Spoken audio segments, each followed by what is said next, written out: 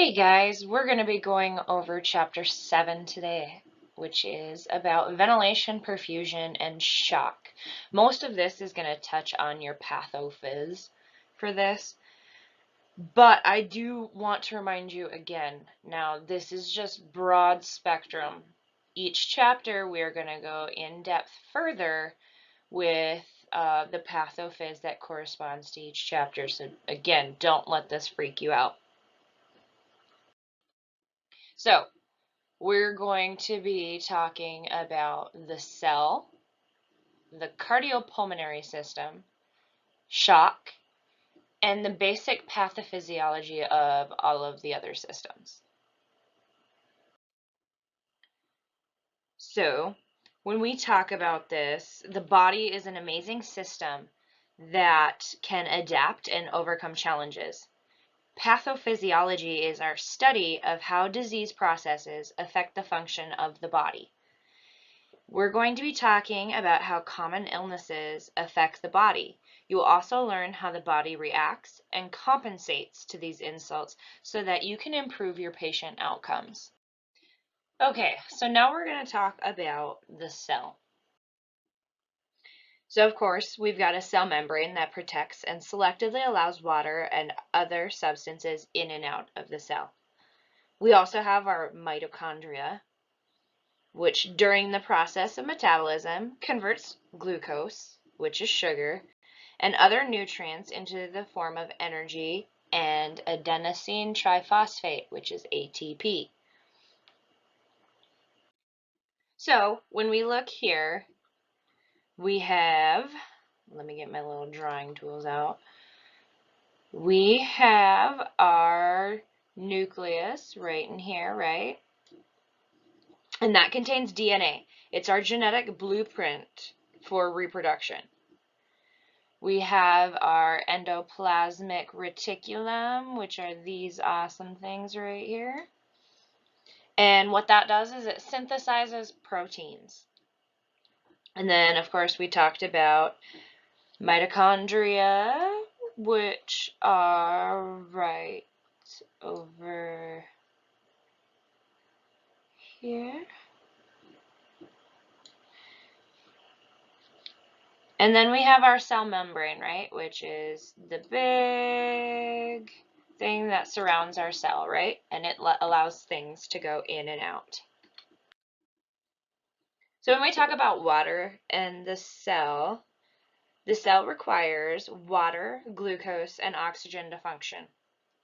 The cell needs the correct balance of water inside of it and outside of it to avoid dehydration, and it continues its basic cellular function. So when we talk about water, it also influences the concentration of our electrolytes that are inside of our body.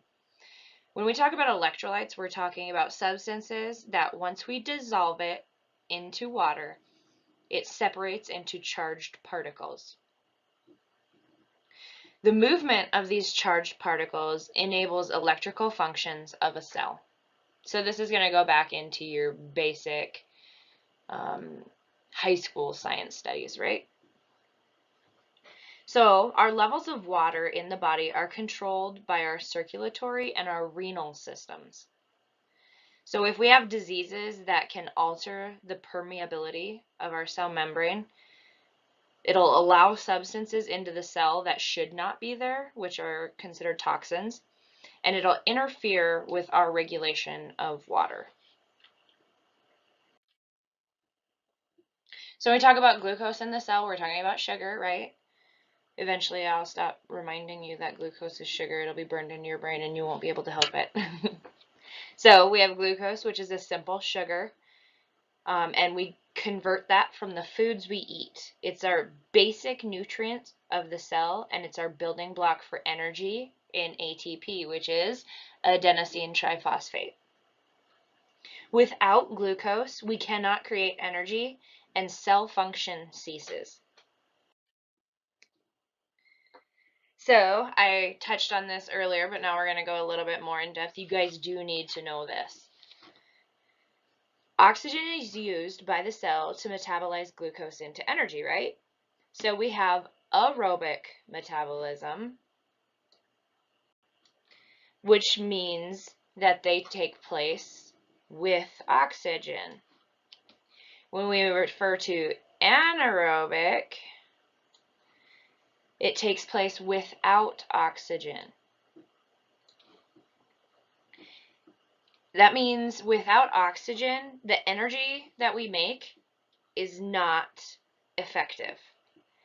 We actually create more waste, and the body becomes more acidic, and it negatively impacts our body functions. Oxygenation of the cell and removal of waste products of metabolism are responsibilities of our respiratory system. Okay, so we finally have a picture, right? When we're talking about aerobic oxygen, or metabolism, I'm sorry, that's with oxygen, right? So we have our glucose, goes into the cell, and energy is created.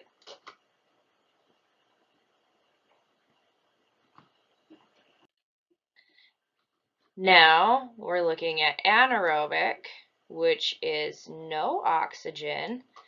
So we take that sugar into the cell, but we have no oxygen, right?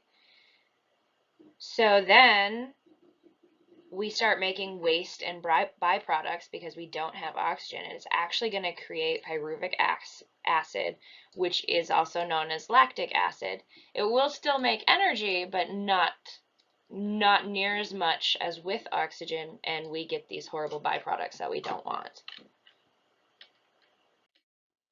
So, the vulnerability of cells, organs, and organ systems. The cell membrane is a very vulnerable element of our cell. Many disease processes alter its permeability or its ability to effectively transfer fluids, electrolytes, and other substances into and out of the cell. So when we think about that, we want to make sure we're thinking about a gate system, you know, and you have one of them awesome little security guards that pushes the button, the gate opens, right? So when we're talking about our permeability, our membrane is that gatekeeper. It allows some things in, it doesn't allow other things in, and it also allows us to go out and go shopping. So if we have an ineffective cell membrane, that can allow substances into the cell that should not be there, and it also interferes with our regulation of water.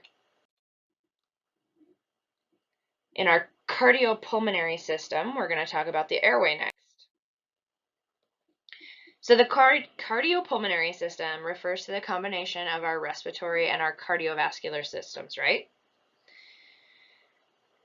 So we have our lungs, which is a part of our pulmonary system, our heart, our blood vessels, and the blood itself.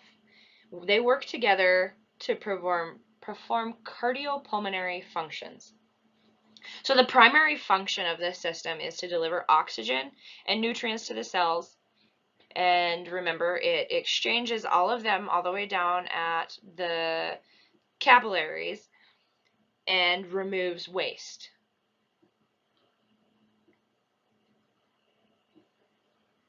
Interruption of the coordinated movement of blood and air can result in compromise or even failure of our systems. So when we talk about the airway, this is where our respiratory system begins. Remember, we've touched on this before. So we have our structures of our mouth, nose, all the way to the alveoli in our lungs. So our mouth and nose would be up here. Here's our happy little face, nose, mouth, and neck. Thank God I'm not a portrait person here. But so we have air that travels from our nose and mouth, our pharynx and nasopharynx, to our hypopharynx, to our larynx, which is right here, and our trachea.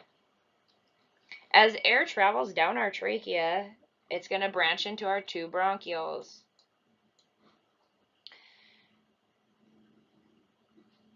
And obviously you can see that each bronchiole leads to each lung. Ta-da! Our bronchi are then going to subdivide until they reach those tiny Remember, tiny air pockets called alveoli, and those are at the ends of all of our bronchioles. And that is where the exchange of oxygen and carbon dioxide take place. So if we were to use a microscope, this would be at the very, very end of our bronchi. Much better than the pictures that I try to draw for you guys. So moving air in and out of the chest is going to require an open pathway. So when we refer to an open pathway, a lot of times I'll say the patient has a patent airway. The airway is open. Upper airway obstructions, which is anything above the trachea, are very common, and they can be caused by foreign bodies, infections, traumas, or burns. Moving on to our lungs. The lungs are a part of the lower airway, which means below the trachea. The lungs, together with our diaphragm, remember, and muscles of our chest wall, will work to change their internal pressures to pull in air or push air out. So the amount of air that we move in one in and out cycle of breathing is called our tidal volume. And you might want to write this down somewhere that you will see it forever and ever and never forget it, because it will show up on your National Registry test. But how you figure out your tidal volume is you multiply it by your respiratory rate to obtain your minute volume. Okay? So however much air you're breathing in times how fast you're breathing is your minute volume, which is the amount of air that you move in and out of your lungs in a minute. Obviously, minute volume. Just remember that any minute volume can be affected by changes in either your tidal volume, which is how much air you're breathing in, or your rate, or both at the same time.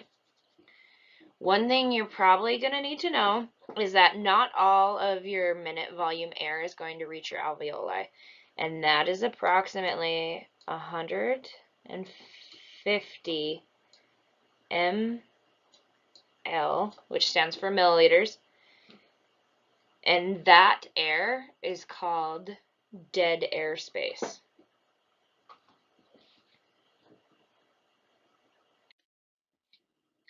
So we're going to talk about respiratory dysfunction now. It occurs anytime the minute volume is interfered with. So anytime you have problems with your minute volume, it's a respiratory dysfunction. It's a disruption of your respiratory control. There are disorders and events that affect the portion of the brain called the medulla oblongata, and it interferes with your respiratory function. So we'll be referring to strokes, brain infections, drugs, brain trauma, spinal cord injuries. We can also have problems with disruption of pressure inside our chest cavity. So if we disrupt our pleural space, which is a small space between the lung tissue and the chest wall, which usually has a small amount of fluid. Remember that when we breathe in, inhalation, it's an active process where the diaphragm is going to contract and squeeze, and the muscles of the chest expand, which creates, remember, a negative pressure that pulls air in through your trachea. Again, you need to remember that exhalation is a passive process when the chest contracts, and it creates a positive pressure that pushes air out. If you create a hole in the chest wall, like you poke a hole in your chest wall, it's going to allow air to escape or to be sucked in. The pressure is necessary for breathing, and if you disrupt that, it's going to obviously disrupt your minute volume. Also, you can develop bleeding within the chest with that, and the blood will accumulate in your pleural space, which is in between your lungs and your chest wall, and it will actually cause your lung to collapse away from your chest wall. If you get a hole that develops in either the lung or the chest wall, air can accumulate.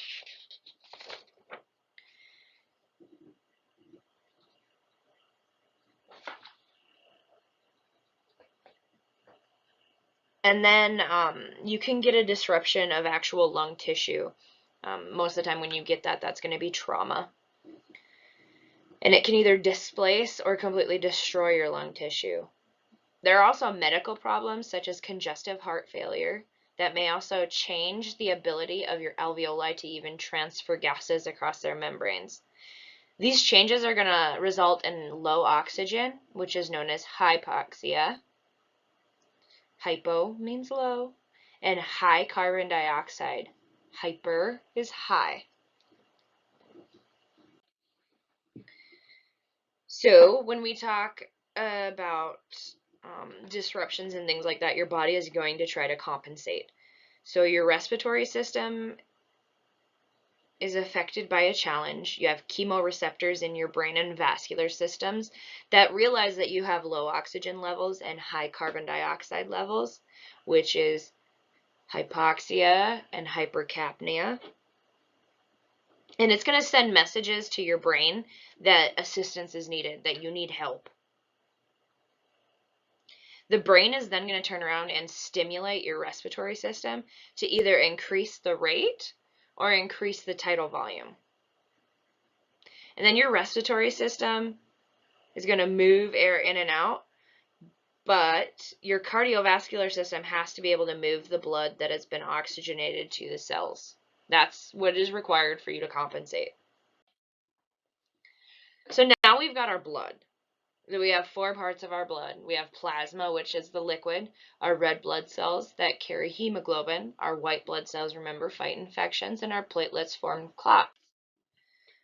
So when we talk about our plasma, we have plasma oncotic pressure. It's proteins in the plasma that they're going to attract water away from the area of the body cells and pull it into the bloodstream. So it's going to suck water away from the cells and pull it into your bloodstream. And then we have hydrostatic pressure. The heart, it actually creates a pressure inside your blood vessels, remember, and it pushes fluid out of the blood vessels in toward the cells. It's kind of like a check balance kind of a thing, you know. One gets too high one way, you have plasma oncotic pressure. If you get too much in the blood vessels, it's going to use hydrostatic pressure. This checks and balances is critical to regulating our blood pressure and our cell hydration. So then we can get blood dysfunctions, right? The most common blood dysfunction relates to volume, aka you can bleed out and dehydration. There's other dysfunctions caused by conditions that affect your components of your blood, and that would be like anemia or liver failure. Okay, so remember that blood is distributed throughout our body by a network of blood vessels. Now you're really going to have to bear with me because this is going to require some art here.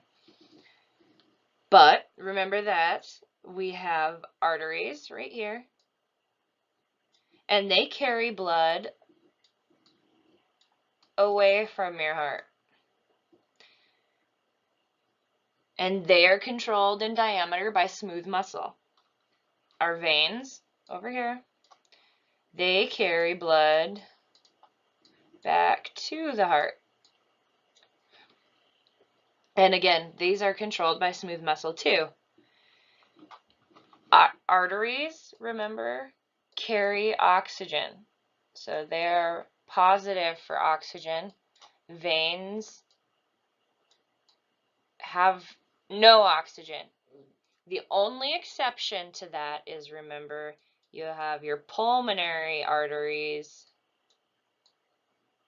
and veins, and those are exactly opposite. Your pulmonary arteries have no oxygen, and your pulmonary veins are carrying oxygen.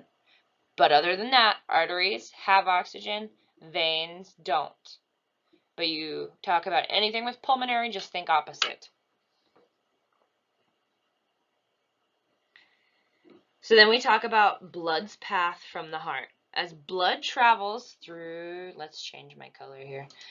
As blood travels through our arteries, it's going to go all the way down to our arterioles. Our arterioles feed oxygenated blood into tiny vessels called capillaries. That's all these little. So deoxygenated blood is pumped from the right side of the heart to the lungs via the pulmonary arteries and arterioles. They connect with pulmonary capillaries that surround the alveoli. Remember, your carbon dioxide is offloaded from the capillaries to the alveoli, and then we breathe it out or exhale it from the lungs. Oxygen is transferred from the air in the alveoli to the surrounding capillaries. The oxygenated blood travels from the capillaries to the pulmonary veins. The pulmonary veins then return oxygenated blood back to the left side of the heart. One factor that helps us determine pressure within a blood vessel is its diameter. Certain blood vessels contain stretch receptors that are able to detect the level of internal pressure, and then they send messages to your nervous system so that your smooth muscle can make size adjustments. Our pressure may need to be adjusted for a variety of reasons, including the loss of tone or not enough volume in the system. The autonomic nervous system plays a major role in controlling vessel diameter. Remember, your sympathetic nervous system stimulates blood vessels to constrict. Your parasympathetic nervous system stimulates blood vessels to relax. So if we have a loss of tone, that refers to if the blood vessels are unable to constrict or are forced into an uncontrolled dilation, your internal pressure can drop. So we call that vasodilation. It can be caused by injuries to the brain and spinal cord. You can get a systemic infection or a severe allergic reaction.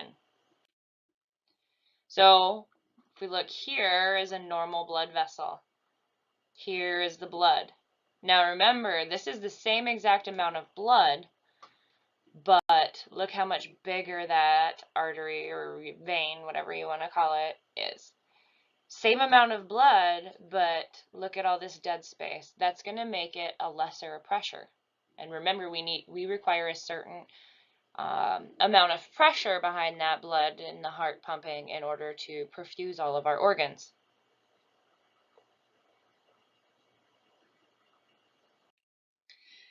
So then we have excessive permeability. Sepsis and certain diseases can cause capillaries to become overly permeable, which means it allows too much fluid to flow out through their walls. So it just kind of leaks. It creates leaky capillaries. So you can see here a picture of a capillary, and you can see it's got fluids leaking.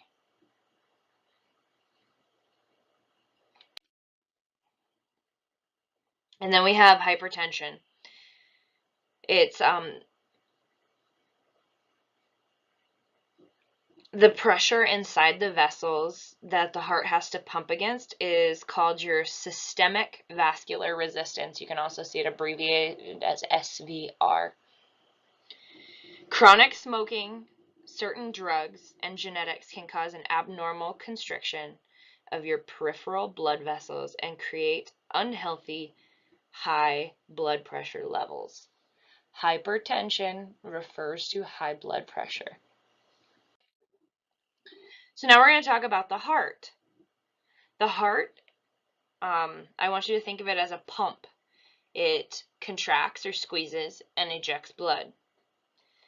The amount of blood squeezed out in one pump is known as stroke volume, which is often 70 milliliters of blood per contraction.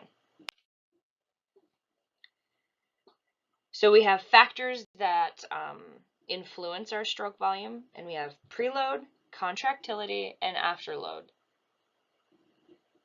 Preload is the amount of blood that returns to the heart.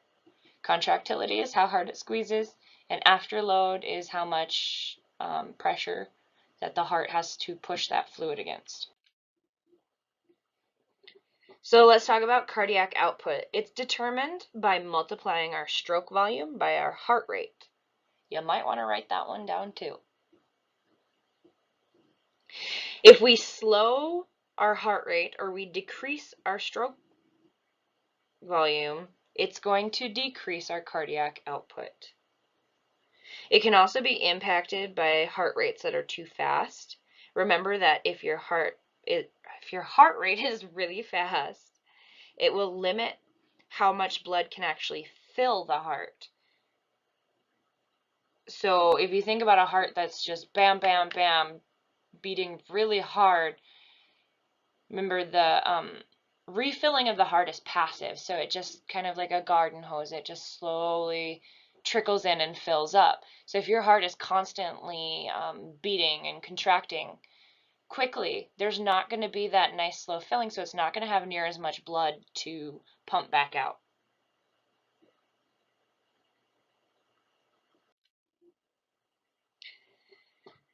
So then our autonomic nervous system also plays a large role in adjusting our cardiac output. We have our sympathetic nervous system, which remember is our fight or flight, which will increase our heart rate and the strength of our muscle contractions. We also have parasympathetic, which remember is our feed and breed, that slows the heart down and decreases our contractility. There can be medical problems that include physical trauma, squeezing forces, or the loss of cardiac muscle function from cell death. Or you can have electrical problems that usually occur from diseases or heart failure. And that's when you're going to see your unorganized rhythms and your heart rate problems.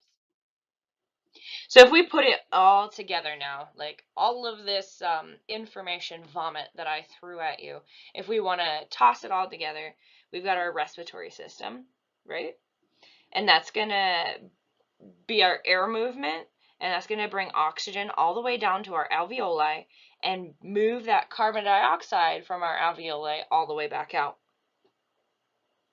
There must be a significant quantity of air moving, and the alveoli must be capable of exchanging gas.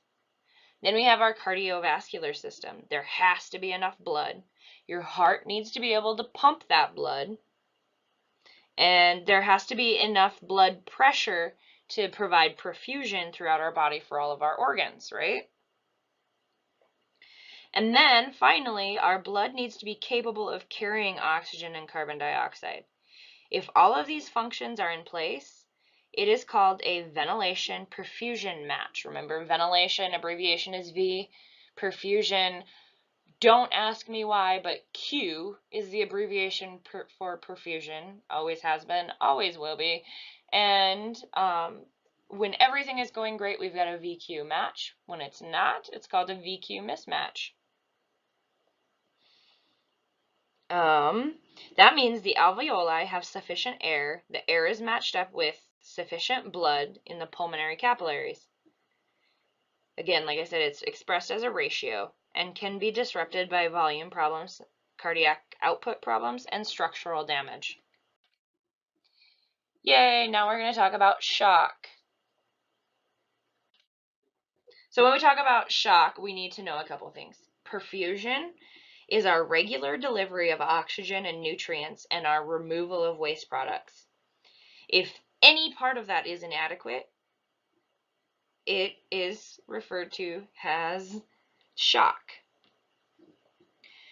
Without a regular supply of oxygen, our cells are going to become hypoxic, and then without oxygen, we're going to rely on what type of metabolism?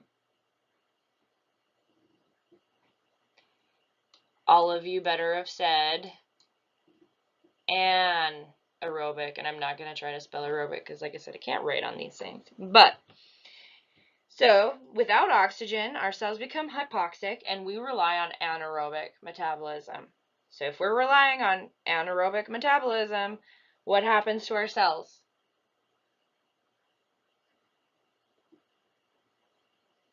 Remember, our cells start making byproducts such as lactic acid, and that's going to become harmful for our cells. So, right now we're just introducing you to the 4 categories of shock, but I promise you, you need to get a good grasp on these because you do need to know the difference. Right now, like I said, we're introducing you to them, but when we get to the actual shock chapters, it's going to dive very in depth with these. So try to take your time and try to get a good knowledge of these while we're talking about A&P. So we've got our hypovolemic shock, our distributive shock, our cardiogenic shock, and our obstructive shock.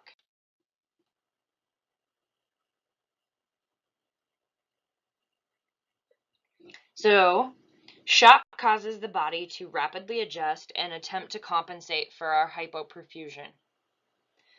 There are common and predictable responses to shock.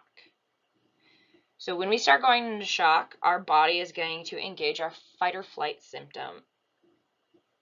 Our fight or flight response, I'm sorry.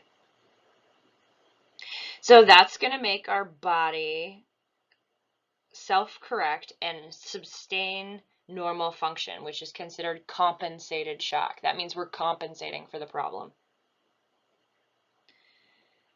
The cost of compensation to our body is going to be, we're going to burn way more ATP, which is energy, and we're going to burn way more oxygen. So they threw up really, really common signs and symptoms of shock. Honestly, slight mental change status, when they talk about this, they're not talking about a person being, unconscious or unresponsive. You'll see these people, they're super anxious, they're agitated, that kind of stuff. That's the slight mental changes. If you see them unconscious, unresponsive, that means they are no longer compensating. You're going to see an increased heart rate. You're going to see them breathe a little faster. Delayed cap refill time, maybe. Pale, cool, clammy, and for your skin, that's actually a little more later sign. If you get on scene right away, things like that, they might not be pale, cool, and clammy. And they could be sweating. Any failure to compensate is called decompensation. So you have compensation and decompensated shock. Okay, so I was going to show you guys this video, but it actually goes really in depth in the chemical composition. So if you're interested, it should be under your resources in My Brady Lab. If you start not understanding what they're talking about, don't worry. But what it basically is talking about is your, this is called your dissociation curve. But if you get somebody's O2 sats, let's say up in the hundreds, things like that, they'll plateau obviously and take longer to drop back off, is basically what it's trying to say. In case you're interested, like I said, you don't have to worry about it. Okay, so when we talk about the rest of our systems, we need to talk about our fluid balance. Remember, our body is made up of at least 60% water. And balancing this distribution is an important part of maintaining our cellular function. Our water is divided among 3 spaces in our body. Intracellular, which is 70%, our intravascular, which is 5%, and our interstitial, which is 25%. I guess to further elaborate that, intracellular obviously is in our cells. Intravascular is in our bloodstream. Interstitial is water between the cells and the blood vessels. So we regulate body and our water by drinking fluids and making and excreting urine. There's kind of a little pretty picture in case we were really needing that laid out further. So our fluid inside our body is distributed appropriately through a number of factors. Our brain and our kidneys regulate our thirst and elimination of excess fluids. We have large proteins in our blood plasma that pull fluid into our bloodstream. And the permeability of both cell membranes and the walls of capillaries help to determine how much water can be held in and pushed out of cells and blood vessels. If we have disruptions of our fluid balance, they can be caused by fluid loss, which is dehydration. That's going to be an abnormal decrease in the total amount of water inside of our body. It can be caused by us not drinking enough fluids, or we can get a significant loss of fluid from our body due to vomiting, diarrhea, rapid breathing, profuse sweating, or burns. Then we have our fluid distribution. Our body can't get enough water to where it needs to go. Certain diseases and infections might be the cause of it. And edema is swelling associated with movement of water, best seen in dependent parts of the body, such as hands, feet, and legs. It can be seen in injuries or disorders such as acute pulmonary edema. So let's talk about the nervous system.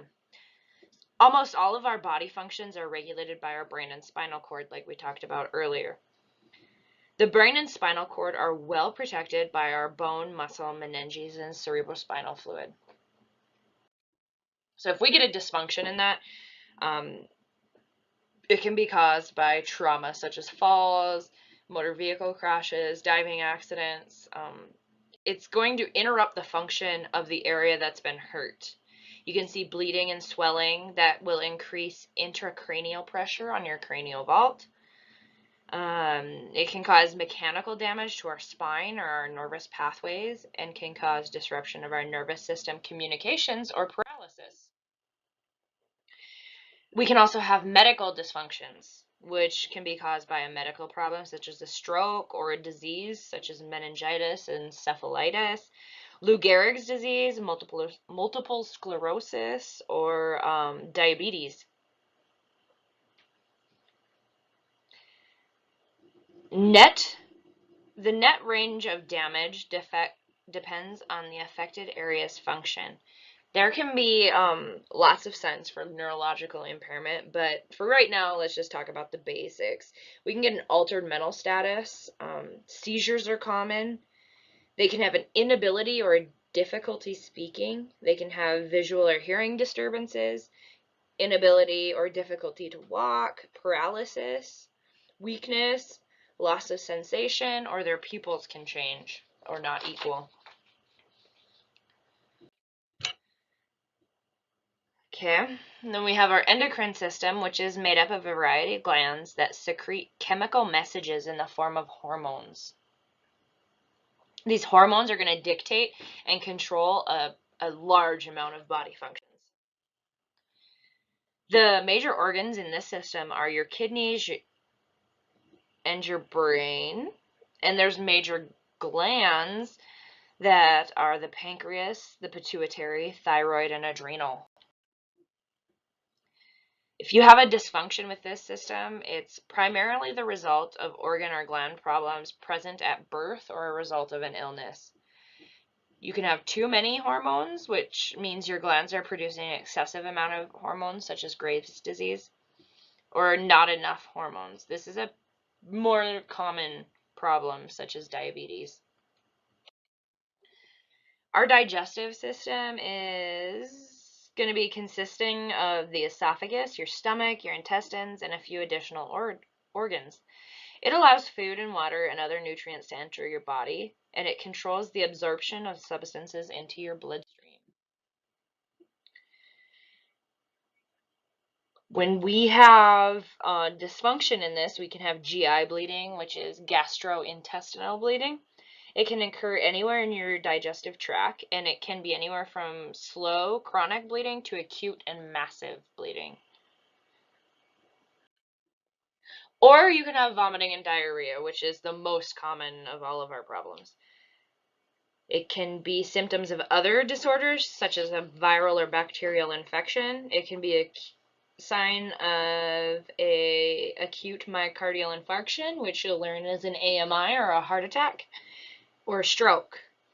It can very well cause dehydration and malnourishment. Then we have our immune system, which is responsible for fighting infections by responding to body invaders, identifying them, marking them, and destroying them. So when we talk about your immune system, we're going to be talking about hypersensitivity, which is an allergic reaction. And that can occur in response to certain foods, drugs, animals, or other substances. Our immune system is going to release chemical toxins that cause more of a reaction than necessary, and it affects more than just the designed invader. So we're going to have a histamine release that can produce edema and narrowing of airways. The other chemicals can cause dilation of smooth muscles of blood vessels, resulting in rapid drop of blood pressure, and it will cause distributive shock. The reactions can range from minor and localized to severe and life-threatening. This requires rapid identification and treatment. So let's review a little bit. We need to know pathophys because it allows us to understand how things impact the normal function of the body. It helps us understand how common disorders change our body. We need to know how the body compensates for these injuries or insults and shows us the signs and symptoms we might see when we assess them. We need to know what compensation looks like, and it helps us rapidly identify life-threatening problems. Our cellular metabolism requires a constant supply of oxygen and glucose. Remember, absence of either component disrupts normal metabolism. Anaerobic and aerobic. Our cardiopulmonary system is the combined function of the respiratory and cardiovascular system, provides oxygen at our cellular level. Shock occurs when your cardiopulmonary system fails and our cells become hypoperfused, which means they're underperfused. And the body is composed of primarily water. The fluid is distributed throughout our body